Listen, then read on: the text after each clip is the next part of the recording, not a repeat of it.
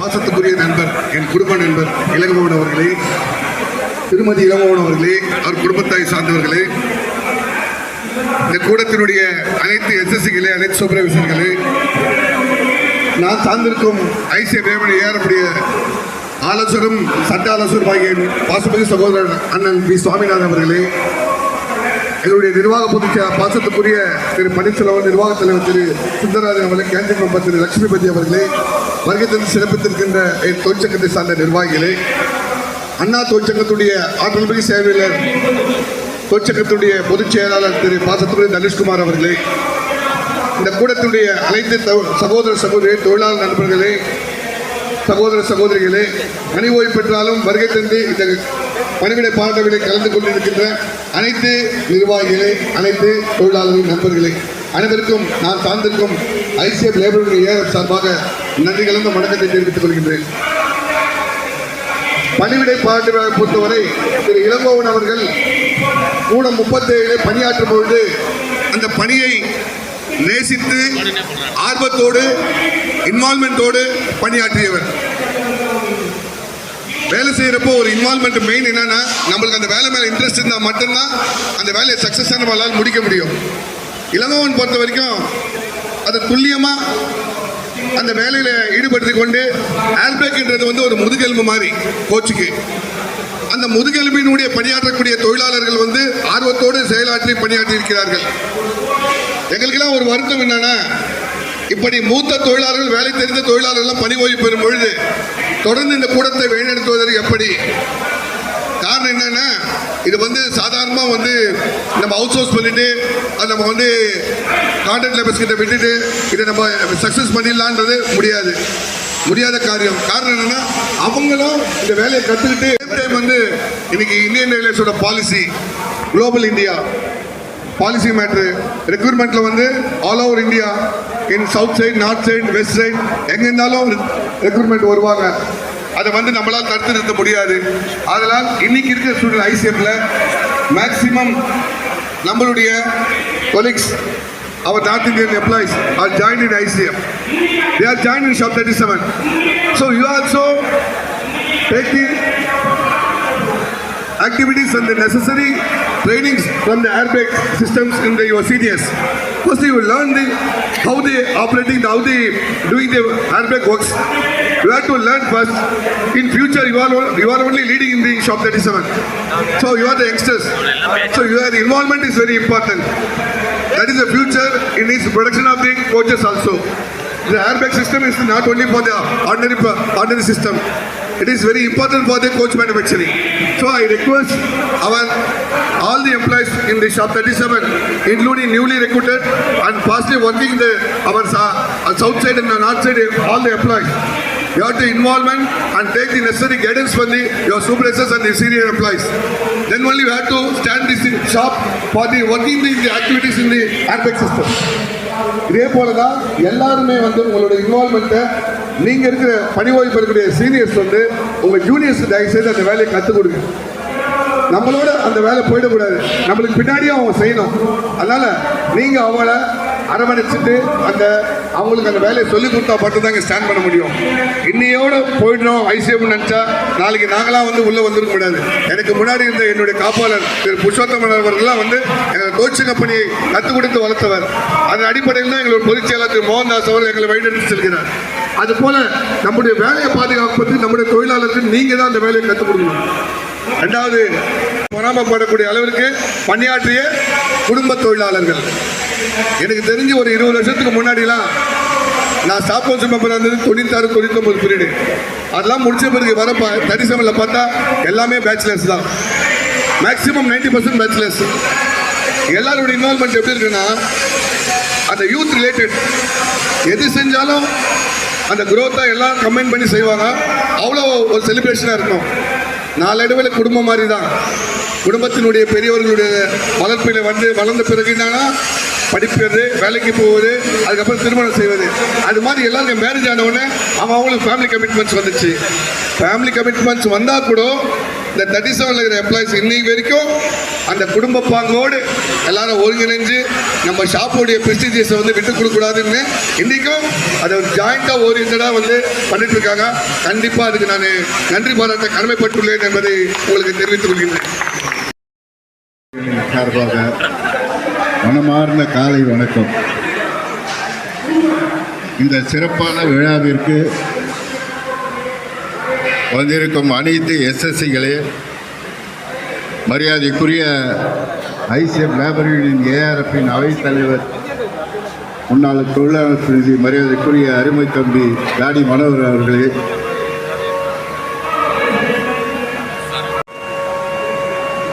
இங்கே வரவேற்புரையாற்றிய அருமை தம்பி நடராஜன் அவர்களே, தொடர்ந்து தொகுத்து வழங்கும் அன்பு தம்பி ஜெய்சங்கர் அவர்களே,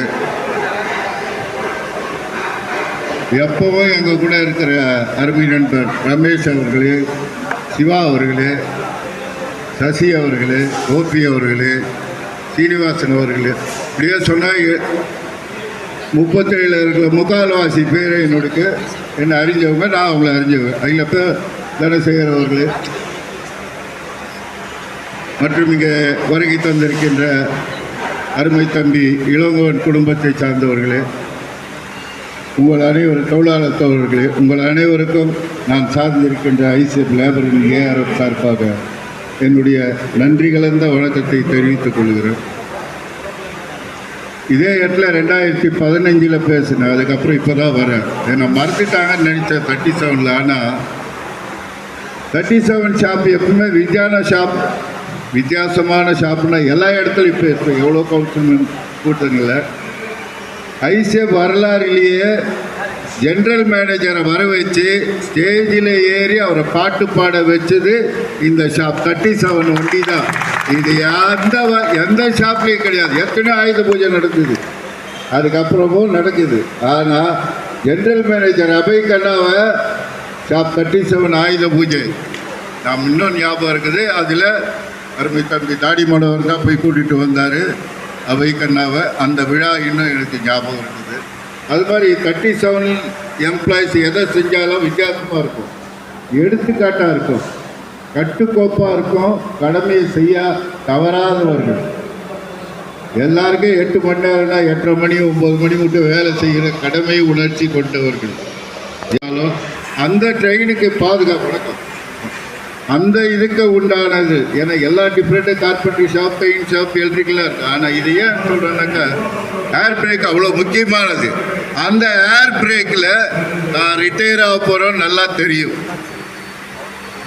ஏன்னா ஒரு சிலருக்கு ரிட்டையர்மெண்ட் காலம் வரும்போது தன்னுடைய படிப்பு, தன்னுடைய செட்டில்மெண்ட்டில் ஏதாவது ப்ராப்ளம் வந்துடுமோன்று ஒரு அச்சம் ஏற்படும். ஆனால் அந்த அச்சமே இல்லாமல் இங்கே வந்துட்டு அது நான் பேரை சொல்கிறதுல நாங்கள் தயங்கவே மாட்டோம். ஏன்னா அது தொழிற்சங்கத்தோட கடமை. மரியாதைக்குரிய இளங்கோ அவர்கள் மற்றவர்கள்லாம் கம்ப்ளைண்ட் சொன்னாங்க.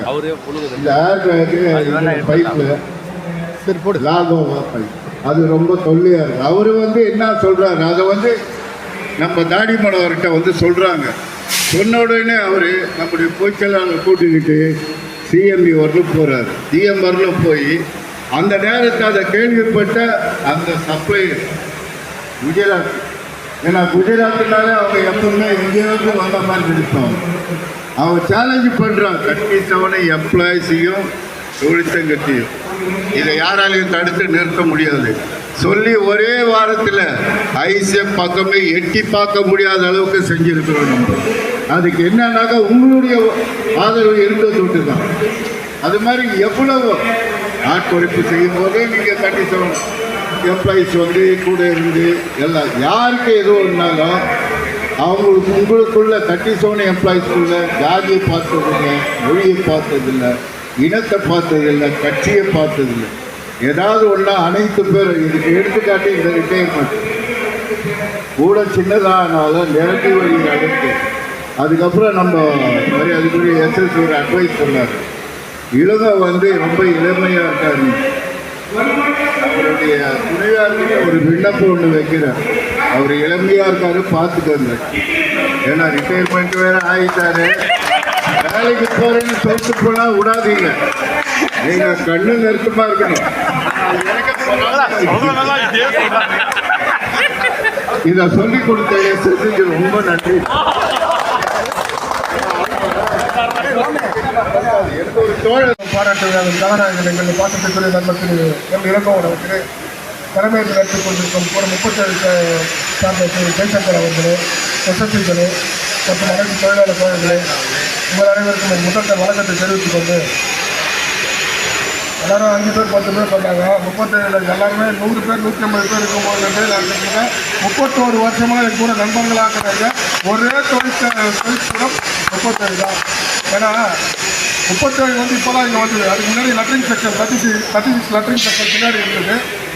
அதுலேருந்து உண்மையிலே சொல்கிறேன், அதுலேருந்து யார் எந்த தொழிற்சங்கமாக இருந்தாலும் இந்த கூடத்தில் இருக்கிறவங்க கூட ஒருத்தர் ஒரு தொழிற்சங்கத்தில் இருந்தாலும் நட்பு ரீதியாக வரும்போது இந்த தொழிற்கூடத்தை சார்ந்த நண்பர்கள் மாதிரி எங்கேயுமே எனக்கு நண்பர்கள் கிடையாது. உண்மையில சொல்கிறேன், எலெக்ஷன் கூட நான் யாருக்கிட்டையும் ஓட்டெல்லாம் கேட்கவே மாட்டேன். அவங்க டிசைட் பண்ணிப்பாங்க. அவங்கவுங்க டிசைட் பண்ணி யார் சர்வீஸ் பண்ணிக்கிறாங்க, யார் என்ன எழுது. அதே மாதிரி என்னுடைய நல்லது கெட்டது எல்லாத்துலேயும் இறுதி வரை கலந்து கொண்டவர்கள் கூட 37 சார்ந்த தொழிலாளர் தோழர்கள். இவர்களை நான் உண்மையிலே இவர்களை நான் பேசுறதுக்கு எனக்கு அந்த தொல்காப்பியர் கல்யாண மண்டபத்தில் இடம் கிடைக்கல. ஏன்னா டைம் இல்லை, நேரம் இல்லைங்கிறதுனால. உண்மையிலே அருமையான நண்பர்கள். யார் எப்படி போனாலும் என் கூடயே கடைசி வரைக்கும் இருந்தாங்க. அதுவரை இல்லாமல் நாராயணன் சொல்லுவார், போன வருஷம் வரும்போது சொன்னார், இந்த மாதிரி சுந்தராஜ் எனக்கு சால்வ் போட்டார். ஏங்க எனக்கு சால்வ் போடுறீங்க வாடாங்க. இல்லை இந்த மாதிரி 37 எந்த ஆண்ட்ராலி ரிப்பேர் ஆனாலும் உடனே பண்ணி கொடுக்குறாரு அப்படின்னு சொன்னார். உடனே பண்ணி கொடுக்கறதுலங்க நீங்கள் செய்கிற வேலை அந்த மாதிரி கஷ்டமான வேலை. எல்ஹெச்பி 17 செட்டு இந்த பக்கம் அவ்வளோ தூரம் தள்ளின்னு போகும்போது நான் கண்கூட பார்க்குறேன். இன்னொன்று, மற்ற நண்பர்களை சந்திக்கிறத விட கூட 37 நண்பர்களை சந்திச்சுட்டு தான் என் தொழில் கூடத்துக்கே போகிறேன். அந்த மாதிரி ஒரு நல்ல நண்பர்கள். திரு இளங்கோவன் பற்றி சொன்னது, இளங்கோவன் ரொம்ப சைலண்ட்டான ஒரு அப்படின்னு. ஆனால் ஏதாவது ஒரு பிரச்சனைனா தொழிற்சங்கத்தில் அவ்வளோ சண்டை போடுவார். இந்த மாதிரி பிரச்சனை இருக்குது, அதுவும் அவைத்தலைவரை விடவே மாட்டார். பொதுச் செயலாளர் விடுறாரு தொழிற்சங்க இது ஸ்கேன் அப்படின்னு சொல்லி அந்த உரிமையை விட்டு கொடுக்காம இன்னி வரைக்கும் இந்த தொழிற்கூடத்தில் நடக்கிற பிரச்சனையில் 50 முதல் 60% பிரச்சனையை சால்வ் பண்ணதுக்கு முதல் காரணம் திரு இளங்கோவன் தான். ஏன்னா நீங்கள் மற்றவங்களாம் நீங்கள் சொல்லத்துக்கு பயப்படுறீங்க, என்ன பண்ண போகிறாங்களோ அது பண்ண போகிறாங்க. யாரும் ஒன்றும் பண்ண முடியாதுங்க. ஒரு தொழிற்சங்கம் இருக்குது, கண்டிப்பாக அந்த தொழிற்சங்கம் தொழிலாளர்களுக்கு மட்டும்தான் நடத்தக்கூடிய தொழிற்சங்கம். ஆகவே திரு இளங்கோவன் அவர்களும் அவர் குடும்பத்தாரும் பல்லாண்டு காலம் வாழ வேண்டும் என்று வாய்ப்பளித்த தலைமைக்கு நன்றி கூறி விடைபெறுகிறேன். தொழிலாளர் தோழர்களே, சிறப்பு விருந்தினராக கலந்து கொண்டிருக்கின்ற ஏடபிள்யூஎம் அவர்களே, நான் சார்ந்திருக்கும் தொழிற்சங்கத்தினுடைய அவைத்தலைவர் தாடி மனோகரன் அவர்களே, சட்ட ஆலோசகராக இருக்கின்ற என்னுடைய அன்பு அண்ணன் சாமிநாதன் அவர்களே, கதாநாயகன் இளங்கோவன் அவர்கள். இளங்கோவனை பற்றி 2 வார்த்தை என்ன சொல்லணும்னா, எங்களுடைய தொழிற்சங்கத்துக்கும் இந்த 37க்கும் ஒரு மிக அருமையான ஒரு பாலமாக திகழ்ந்திருக்கிறார். உங்களுக்கெல்லாம் தெரிகிற விஷயம், ஒரே ஒரு விஷயம் சொல்லிடுறேன். ஒரு நாள் கூட இன்சென்டிவோ வேலையோ இல்லைன்னு சொன்னால் அடுத்த நாள் தாடி மனுகருக்கும் ஜிஎஸ்ஸுக்கும் தகவல் சொல்லி இந்த மாதிரி எங்களுக்கு வேலை கொடுக்காம கான்ட்ராக்ட் சப்ளை பண்ணுறாங்கன்னு சொல்லி அதனோட சொல்யூஷனையும் அவரே வச்சிருப்பார். அந்த சொல்யூஷனை இப்படி செய்தால் இது வரும்னு சொல்லி ஜிஎஸ் கிட்ட தகவல் சொல்லி உடனடியாக அதுக்குரிய நடவடிக்கை எடுக்கக்கூடிய மிக முக்கியமான ஒரு எங்கள் நிர்வாகியை நாங்கள் இழக்கிறது பெரும் இழப்பாக தான் இருக்கோம். ஏன்னா காலத்தின் கட்டாயம் வயது பெறும் காரணமாக ஓய்வு பெறுகிறார். அடுத்ததான் இன்னொரு ஒரு விஷயம் என்னென்னா, இந்த அவர் சொன்ன மாதிரி குடும்பத்தா ஆவிக்கு 37 வழிநடத்தி இருக்கிறார். அதோட மட்டும் தான் அன்றைக்கி ஒரு நாள் இவருக்கு மெடிக்கல் இஷ்யூ வந்த போது ட்ரிபிள்எம் ஹாஸ்பிட்டலில் நான் 6 மணிக்கு காலையில் போகிறேன்.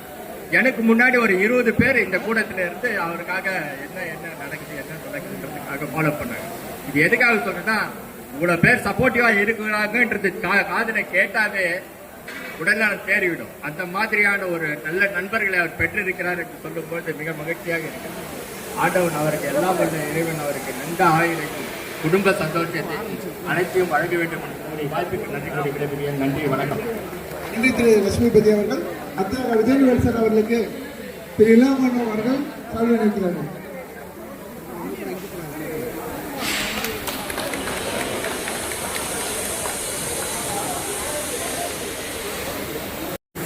இளவா தான் சொந்தக்காரர்.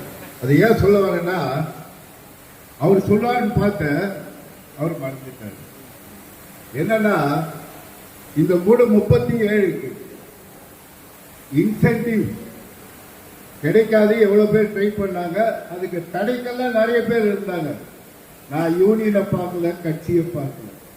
அன்றைய தினம் என் அருமை தம்பி சிவா அவர்களோ, நடராஜ் அவர்களோ, நம்ம ரமேஷ் அவர்களோ, ஜெய்சங்கர், இளங்கோ, இந்த 5 பேர் நான் அப்பதான் தேர்தலில் போட்டிடுறேன். நீங்க ஜெயிச்சு நாங்கள் உங்களுக்கு ஓட்டு போடுறோம், எங்க ஜெயிச்சு வந்தா எனக்கு இன்சென்டிவ் வாங்கி கொடுப்பீங்களான்னு. Sorry, night shift. நன்றி அரவிந்தர். அத சிஎம் ஜெயிச்ச உடனே சிஎம் கிட்ட சொல்லி அதுக்கு உதவி செய்த டபிள்யூமா அவர்களுக்கும் இந்த நேரத்தில் ஏன் இது இளங்கோ கிட்ட சொல்றேன்னாக்கா, அன்னைக்கு இளங்கோ ஞாபகப்படுத்தினாரு. அதுக்கப்புறம் இன்று வரை தொடர்ச்சியா அந்த நைட் ஷிஃப்ட் எந்த தடையும் இல்லாம அது வர கண்டினியூஸா அது. ஏன்னா அவரு கணக்காக இல்லை, இது கூட 37 அனைத்து தொழிலாளர் நலன் தெரிஞ்சு அவர் வேண்டுகோள் வச்சாரு, அதை நிறைவேற்றி கொடுத்தார். அதனால அவருக்கு இந்த சால்வையை நான் போடுறேன்.